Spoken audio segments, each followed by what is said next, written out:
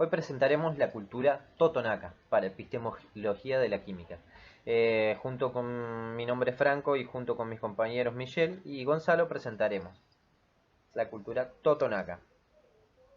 La cultura totonaca se desarrolló durante los periodos culturales desde el año 300 al 950 después de Cristo y posclásico desde el año 950 hasta el 1520 después de Cristo.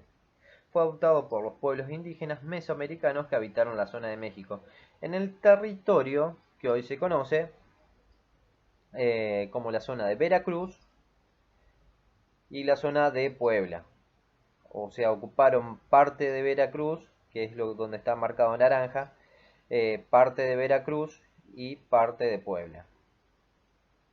Bien. La etimología de la palabra totonaca.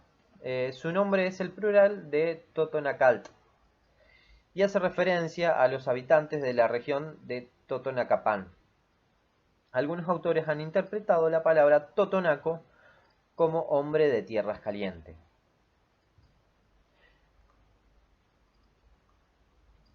Bien, como antes dijimos, la zona donde residían los totonacas era en la región de Veracruz, era parte de Veracruz y parte de Puebla. Acá en la parte derecha tenemos la zona de Veracruz. Y una de estas tres ciudades eran las que formaban los totonacas, a los cuales denominaron eh, los Tres Corazones. Era un despliegue urbano eh, el más importante del pueblo totonaco. Era una cultura bastante pacífica, no recurrían a la violencia directamente, eh, todas las resoluciones que tenían eran todas por vías diplomáticas. Eh, las comunidades totonacas cayeron en el dominio de los aztecas. Años más tarde fueron desplazados por los españoles que llegaron al continente americano cercano al siglo XVI.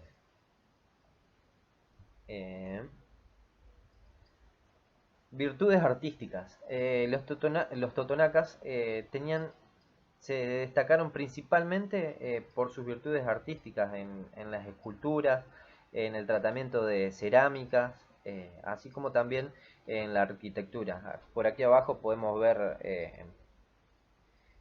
sus trabajos en esculturas, así como una pirámide como una virtud, ¿no es cierto?, para la época, una virtud tremenda sobre la arquitectura.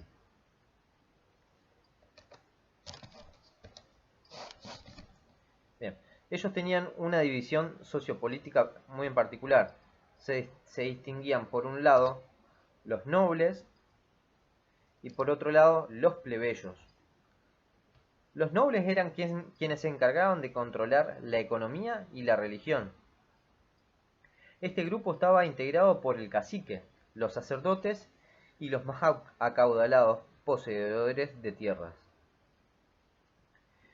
Y los plebeyos se dedicaban a la producción agrícola, artesanal, pesquera y a la albañilería. Además de prestar ciertos servicios como servidumbre en tierras de nobles y en los templos.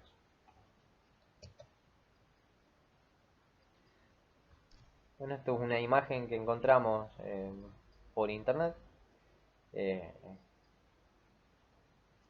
más o menos representación de lo que eran, ¿no es cierto?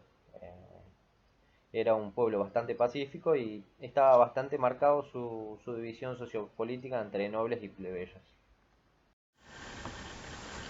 La economía de la cultura totonaca se basó en la agricultura. Ellos sembraban chile, vainilla, tomate, maíz, cacao, algodón y una gran variedad de frutas. Esto fue posible porque la región en la que se asentaron contaba con condiciones muy favorables para esta actividad, que pronto se convirtió en su principal motor económico. La primera técnica de cultivo que utilizaron fue la milpa, que es un sistema de selección de la tierra para que no se agoten los suelos, y con el tiempo comenzaron a utilizar canales de regado artificial. El trueque y la actividad comercial de estos productos y artesanías con los otros pueblos permitieron el desarrollo de las ciudades. También se destaca la producción de ámbar líquido, la caza y la pesca.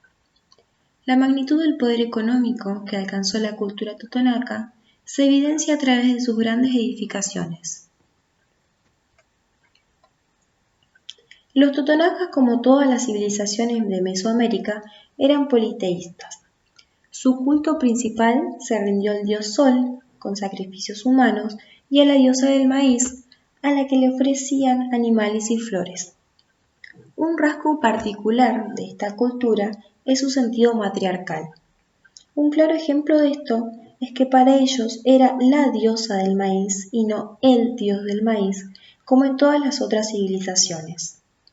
También creían que las diosas eran las que creaban el alma de las personas y las mujeres eran las que transmitían el derecho de herencia.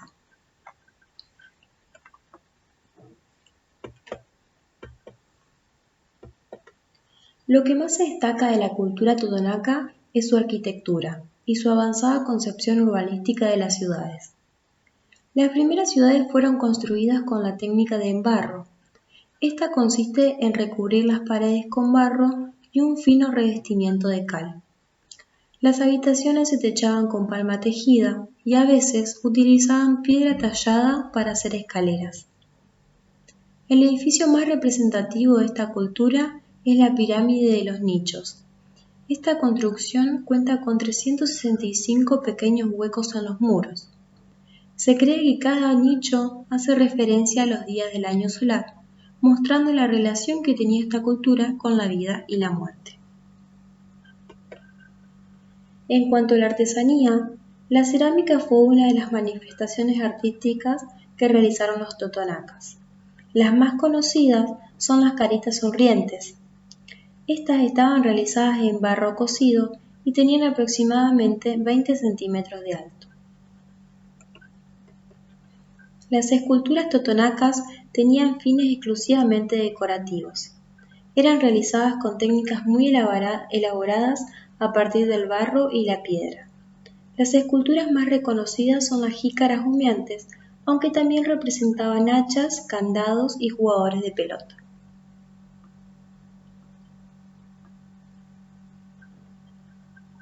Para continuar, vamos a mencionar los mitos y leyendas de la cultura totonaca.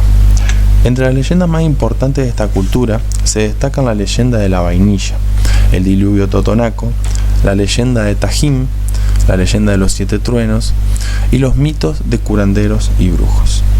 Se cree que los curanderos han obtenido su poder de fuentes sobrenaturales. Pueden hacer que una persona recobre su salud y la pierda hasta causarle la muerte. Son acusados de tener un pacto con el demonio. Sin embargo, suelen ser hombres religiosos. En sus casas tienen altares con flores, figuras de santos, veladores y figuras recortadas de papel que representan a los seres sobrenaturales. Además, se considera que los brujos poseen poderes sobrenaturales que no tiene el curandero. Estos conocen el uso de las plantas y cómo hacer hechizos y maleficios que solo pueden ser contrarrestados por otro brujo más poderoso. Continuando con los mitos y leyendas pertinentes a los totonacos, creemos que es de suma importancia la mención de la vainilla, por su impacto a nivel global luego de su descubrimiento. Algunas de las primeras referencias de la vainilla se remontan al gobierno de Itzalcoatl entre los años 1427 y 1440, cuando los mexicanos lograron conquistar el reino de Totonacapán. A continuación haremos un breve relato de la leyenda que acompaña el origen de esta planta. Según los antiguos habitantes de Papantlán, Tenitzl, tercer señor de El Tajín, tuvo con una de sus mujeres una hija de excepcional hermosura. Una niña tan bella que el padre, al mismo tiempo que se enorgullecía de ella, vivía preocupado. ¿Qué hombre, pensaba, será digno de tener semejante tesoro? Ninguno, concluyó. No hay hombre en esta tierra que tenga los atributos que se necesitan para disfrutar de semejante belleza. Dicho lo cual, ordenó que su hija fuese llevada a una de las montañas cercanas, donde se levantaba el templo dedicado a la diosa Tonacayohua, que se quedara en el grupo de doncellas consagradas a su culto. La princesa se caminó al templo de la diosa madre, protectora de la siembra y la cosecha. Durante algún tiempo aceptó su destino, quizá con alegría y devoción, quizá solo con resignación. Hasta que un día, de la nada, apareció en la cercanía del templo un joven, quien en uno de sus paseos había visto de lejos a la princesa y, como era previsible, había quedado enamorado de ella. El joven se acercó a la princesa, habló con ella y sin más se la llevó consigo. Aunque no tenían la menor idea de dónde se dirigían, lo primero era alejarse del templo. Y pronto, sin embargo, solo habían andado unos pocos pasos cuando un monstruo les cerró el paso. No había modo de escapar. Intentaron seguir un nuevo camino, pero entonces toparon con los sacerdotes del templo. «Sacrilegio», dijeron los mismos. Sin pedir explicaciones, tomaron a la pareja, les cortaron la cabeza, extrajeron sus corazones y luego los lanzaron con todo lo demás al fondo de un barranco. En el barranco la vegetación comenzó a mostrar cambios inexplicables. Primero todas las plantas y las hierbas se secaron.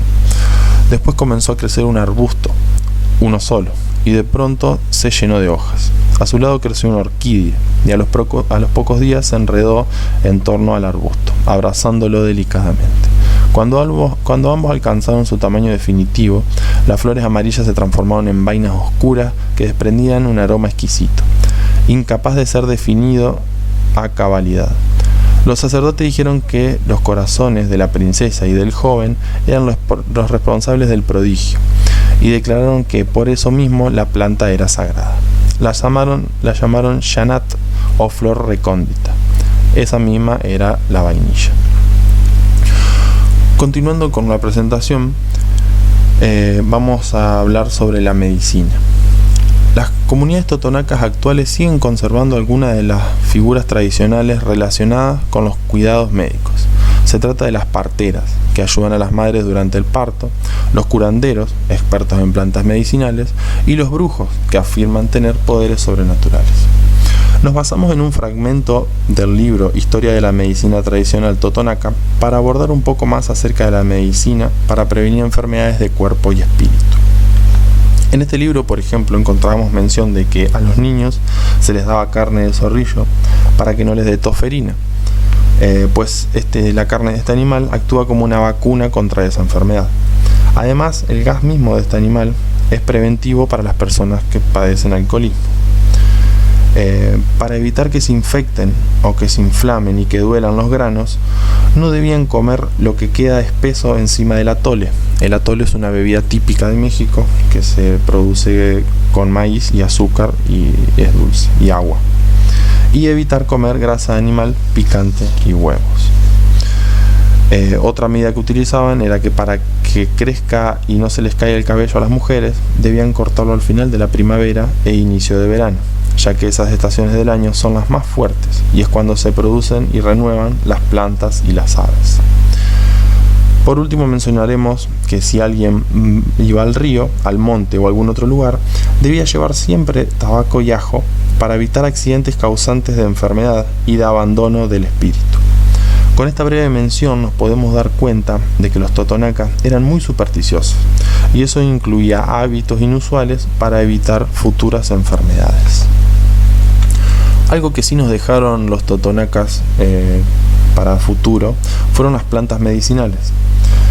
La sabiduría indígena en relación al uso y conservación de las plantas se vincula con la cultura, la identidad, el territorio y el desarrollo. Es decir, los recursos vegetales son considerados productos de la cultura.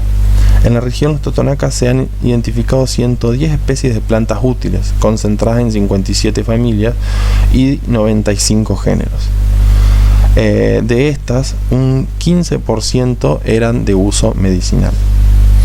El uso de la medicina tradicional en esta región continúa siendo un elemento central en la preservación de la salud en el hogar y en la familia nuclear, especialmente los padres. Se ocupan de enseñar a los hijos la forma de preparar los remedios caseros, herbolarios, considerando los ciclos productivos de las plantas, intensidades de manejo y de las técnicas de colecta en función de la capacidad de regeneración de los recursos fitogénicos de que disponen. Ahora pasaremos a mostrarles brevemente algunas de las plantas de uso medicinal de la cultura totonaca. Aquí, por ejemplo, vemos el acuyo blanco, que servía para las quemaduras y la tos. La nona, que era un árbol frutal del trópico, se usaba para la diarrea y el sofocamiento. También podemos mencionar la barquilla, que es nativa de México y se utilizaba para la gastritis, cataratas, dolor de dientes, entre otros.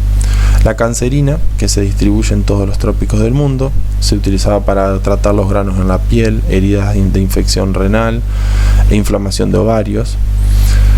Y por último vamos a mencionar la vainilla, que ya la mencionamos anteriormente por sus propiedades aromáticas. Nada más que ahora lo mencionaremos por su uso medicinal. Como verán, además de ser una planta para saborizar y para aromatizar, también se utilizaba como antiinflamatorio, analgésico, antiséptico, estimulante, relajante muscular, antidepresivo y afrodisíaco. Por todas estas características y por la historia que trae detrás la vainilla, fue por la que la elegimos para tratarla en este tema.